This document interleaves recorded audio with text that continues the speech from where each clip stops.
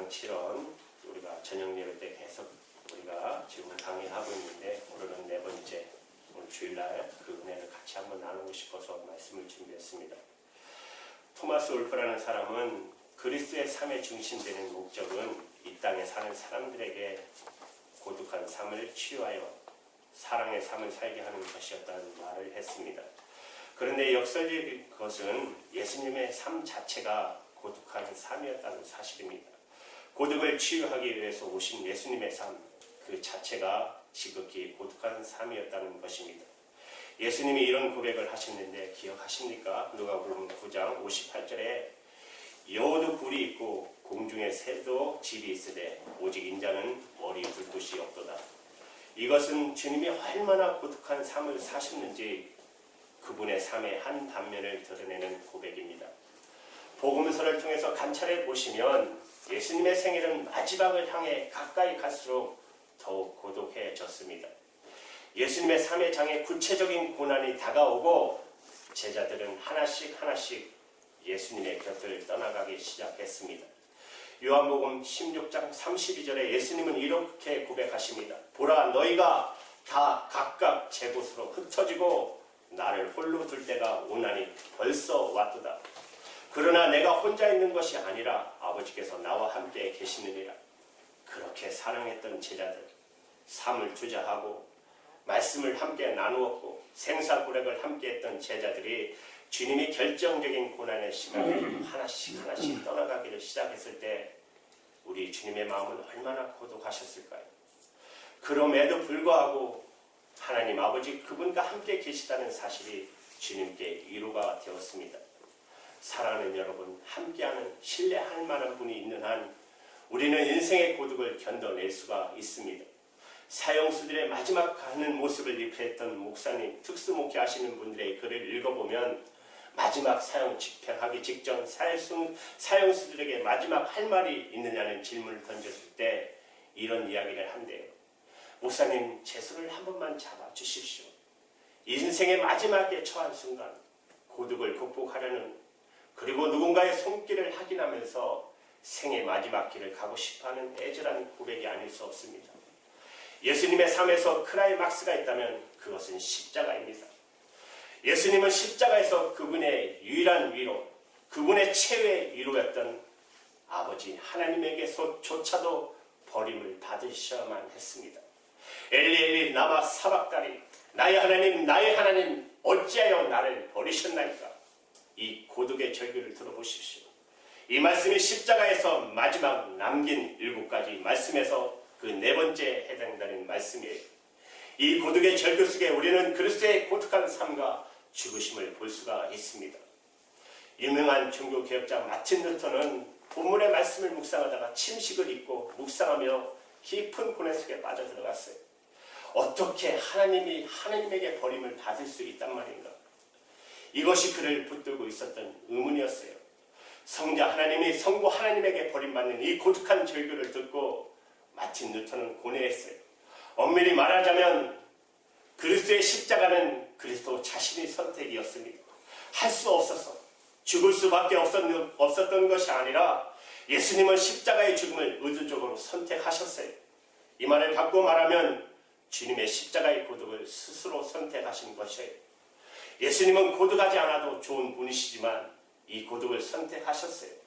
마지막으로 아버지 하나님께 버림받는 순간까지도 주님은 고독을 선택하신 것입니다. 그렇다면 왜 예수님께서 고독을 선택하셨을까? 그 이유는 첫 번째로 우리의 죄 때문이었습니다.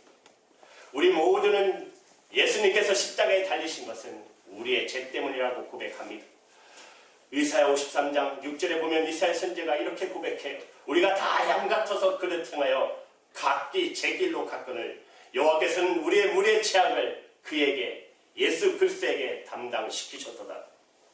여기서 예수님이 우리의 죄를 담당하셨다는 사실은 무엇을 의미할까요?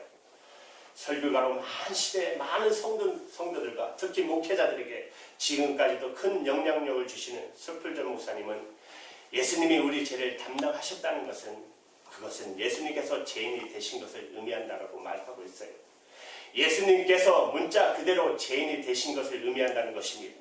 사도 바울은 고린도후서 5장 21절에 이렇게 말씀하고 있어요.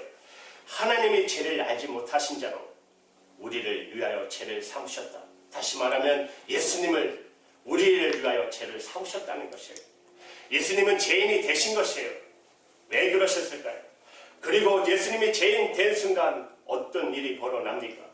예수님께서 우리 죄를 담당하시고 십자가에 달리는 바로 그 순간 하나님 아버지께서는 그 아들 예수 그리스도를 향해서 얼굴을 내면하십니다. 얼굴을 돌려보내시고 마십니다. 창세 영원히 하나 되었던 성부 하나님, 성자 하나님 그분이 분리되는 순간이에요. 그것은 여러분 하나님이 하나님 되신 때문에 하박국 1장 13절에 말씀하시기를 주께서는 눈이 정결하심으로 악을 참아 보지 못하시며 폐역을 참아 보지 못하시거늘 절대적으로 거룩하신 하나님, 하나님은 죄를 주시할 수 없는 거룩하신 하나님이십니다. 예수께서 십자가에 달리는 그 순간 온 세상의 죄 그분에게 짊어져 있었어요. 그리고 상상할 수 없는 인간의 모든 죄악들, 우리 삶에서 나타나는 우리의 죄악, 역사의 장에서 목격할 수 있는 죄악들, 내 잔인한 이웃에게 볼 수 있는 죄악이 그 악이 십자가에 달려 있었어요. 살인이, 음행이, 음란이, 거짓이, 불신이, 미움이, 시기, 다툼이, 도둑질이 모든 죄가 그 십자가에 달려 있었어요. 예수님께서 온 인류의 죄를, 온 세상의 죄를 지고 계셨던 그 순간 절대적으로 거룩하신 하나님은 저 영원부터 단 한 번도 교제가 끊이지 않았던 그 아들을 향해서 고개를 돌리십니다. 그리고 바로 순간 우리 주님의 입술에서 이 피맺힌 절규가 트여져 나오는 것이에요. 엘리 엘리 사막다리 나의 하나님 나의 하나님 어찌하여 나를 버리셨나이까. 그분은 왜 이 거절과 이 배신을 경험하시고 십자가의 피를 흘리고 계십니까? 그 대답은 하나입니다. 바로 저와 여러분의 죄 때문입니다. 나의 죄, 여러분의 죄 때문이었어요. 그분이 이 고독을 선택하신 이유, 십자가의 고독을 그리고 평생 고독의 삶을 선택한 이유가 어디 있어요? 바로 저와 여러분의 죄, 우리의 죄 때문입니다. 둘째로 우리 죄에 대한 형벌 때문이었어요. 성경은 말하기를 죄삭은 사망이라고 말합니다. 언제나 죄는 삭을 요구합니다. 죄는 대가를 요구합니다. 죄는 반드시 그 대가를 요구합니다. 그것이 바로 죽음입니다. 사망입니다. 그러나 성경은 우리가 흔히 말하는 육체적인 생명의 단절, 죽음 말고 또 하나의 죽음을 말하고 있어요.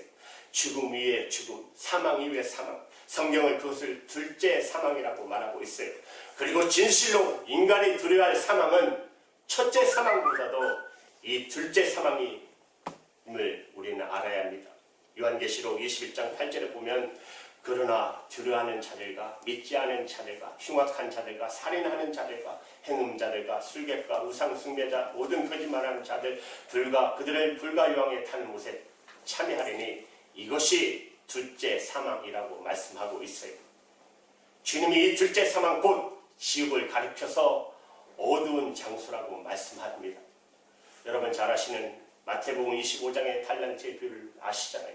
한 달란트 그 땅에 묻어놓고 주인이 돌아왔을 때 아무 이익을 못 나긴 그에게 주님이 뭐라고 하십니까? 이 주인이 무익한 조가 이 악인을 바깥 어두운 곳으로 내쫓아라. 거기서 슬피 울며 이를 갈무리 있으라. 주님은 지옥을 어둠이라고 말씀합니다. 예수님께서 십자가에 달리시던 그 순간 성금요일 오전 9시쯤이었을 것이에요. 9시쯤이에요. 3시간이 지나 12시 정오가 되었습니다. 본문은 이렇게 시작하지 않습니까? 6시로부터 이스라엘 시각에 6시면 12시입니다. 항상 더하기 6하면 우리 시각이 됩니다. 유대인들 시각에 6을 더하면 오늘 우리가 세는 그 시각이 되는 것입니다. 제6시로부터 온 땅에 어둠이 임하여 제9시까지 9시면 오후 3시죠. 정오가 되자 약 3시간 동안 갑자기 온 땅에 캄캄함이 어두움이 임합니다. 이것은 자연적인 어둠이 아니에요. 초자연적인 어둠이에요. 이것은 단순히 자연의 현상의 변화가 아니에요. 하나님의 아들이신 예수 그리스도께서 온 세상의 죄를 짊어지시고 하나님의 진노를 견디고 있는 바로 그 순간 온 땅에 임했던 이 캄캄한 절대 어둠은 거룩하신 하나님의 진노예요.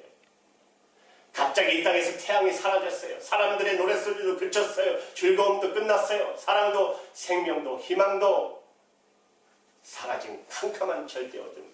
이것은 바로 하나님의 진노입니다. 누가 이 진노하시는 하나님의 얼굴을 바라볼 수 있을까요?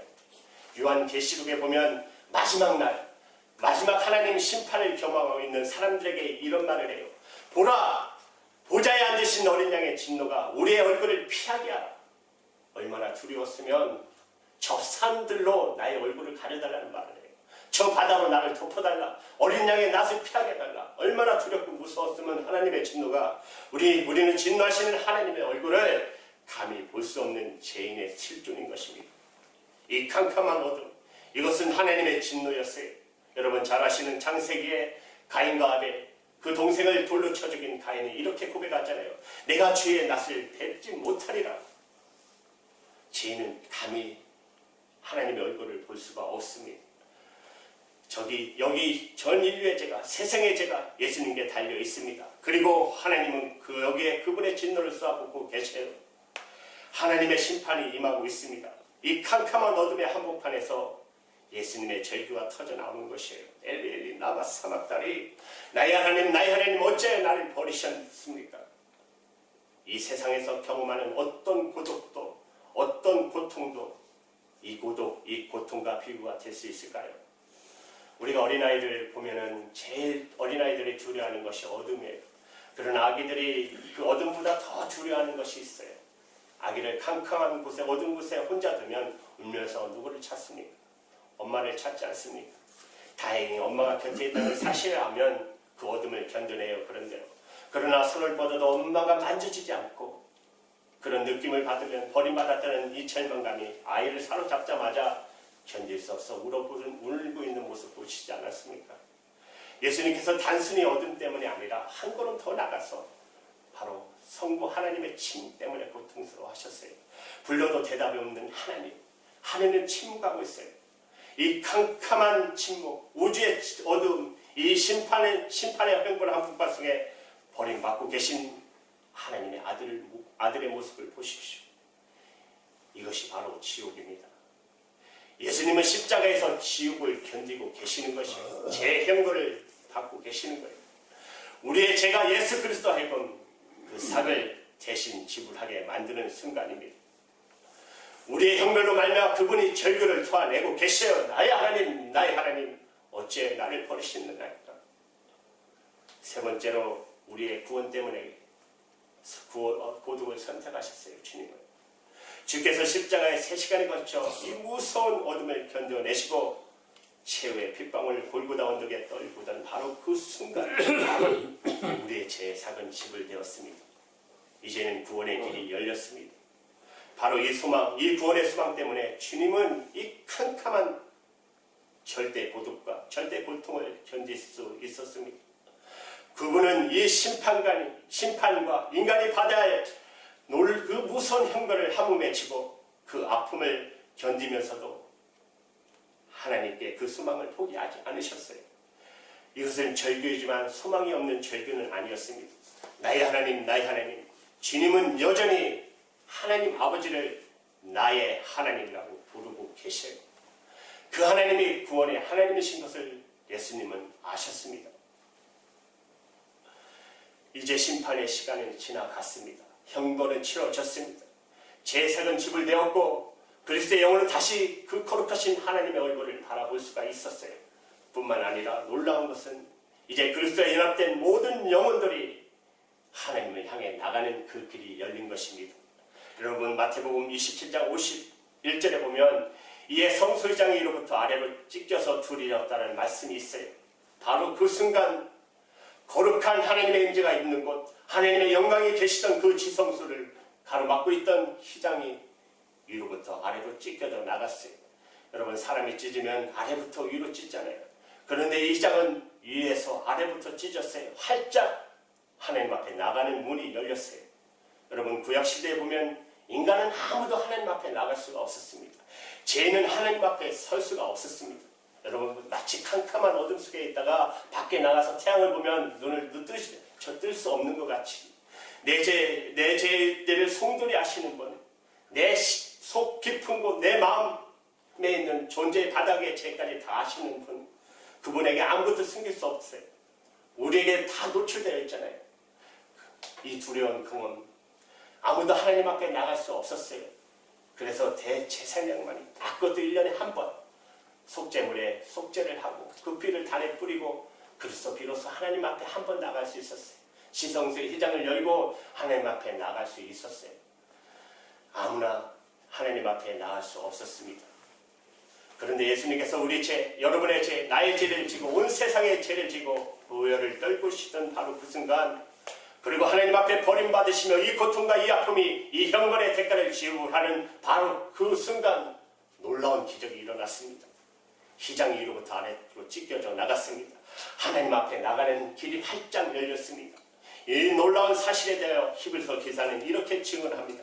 히브리서 10장 19절 20절에 우리 한번 같이 읽을까요? 19절부터 그러므로 형제들아 우리가 예수의 피를 힘입어 성소에 들어갈 담력을 얻었나니 그 길은 우리를 위하여 휘장 가운데 열어놓으신 새롭고 산 길이요 휘장은 곧 죄의 육체이라. 아멘. 바로 그 길은 우리를 위하여 휘장 가운데를 열어놓으신 그 길은 예수님이 십자가에서 그 고독을 견시고 그 고통의 대가를 지불하심으로 열어놓으신 새로운 길, 그리고 살아있는 길입니다.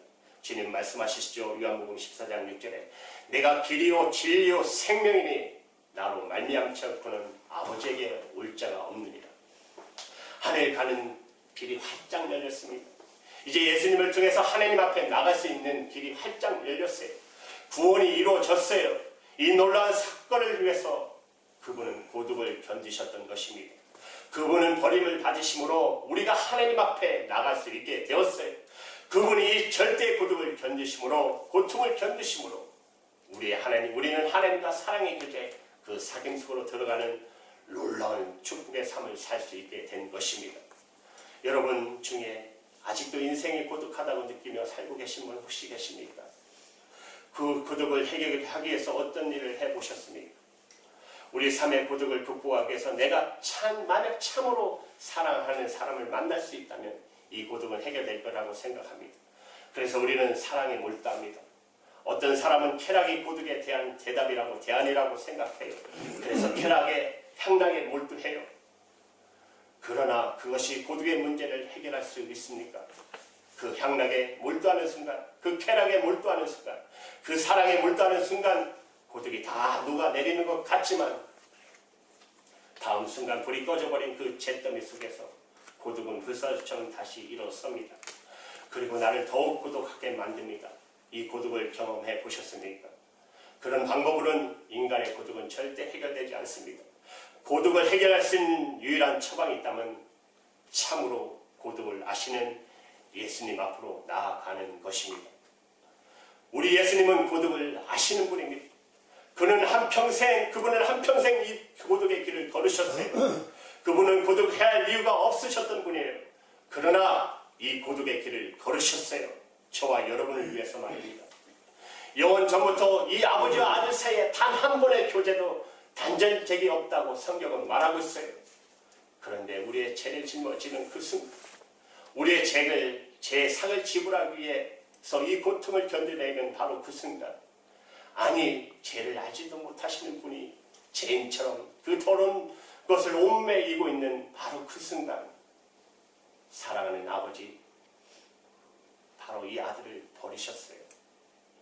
아버지는 그 아들에게 고개를 돌리고 외면하셨어요. 엘리 라마 사막다니. 아버지에게 버림받는 이 아들의 절망을 보십시오. 그래서 그분은 우리의 절망을 이해하고 계세요.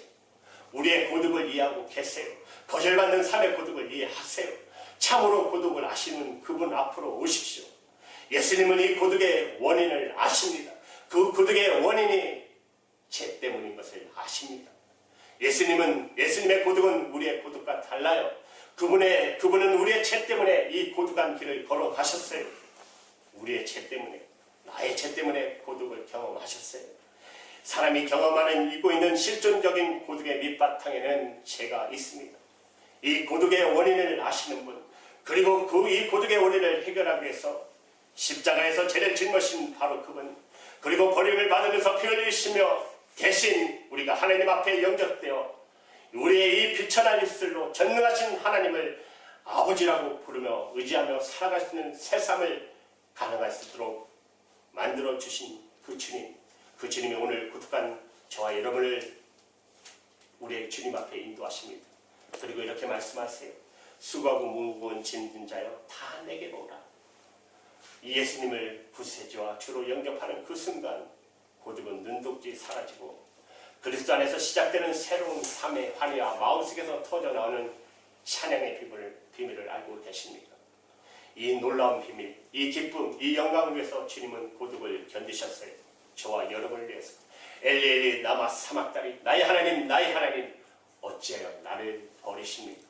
하나님께 버림당하시면서까지도 우리의 고독을 우리의 죄 때문에 있는 이 고독을 하나님이 해결해 주신 것입니다. 한 손으로는 여러분의 손을 잡고 한 손으로는 하나님의 손을 잡으셔서 우리에게 하나님과 합평되게 하시고 이제 누구든지 주님의 이름을 부르는 자에게 하나님 앞에 나가는 그 천국에 활짝 열어놓으신 것입니다. 여러분 이제 고독하지 않으시죠? 이 천국이 우리에게 있는데 한평생 살아봤자 한평생 100년 아닙니까? 이 살할 때 힘들고 어렵지만 우리는 영원한 천국 잠깐 있을 이 땅이 아니라 영원히 이제 슬픔도 눈물도 고통도 없는 그 영원한 천국으로 들어가는 길이 활짝 열린 이 길이 있는데 무엇이 고독합니까? 그리고 주님이 우리 안에 있잖아요. 성령님을 오셔서 임마누엘의 하나님이 되어셔서 우리 함께 하시잖아요.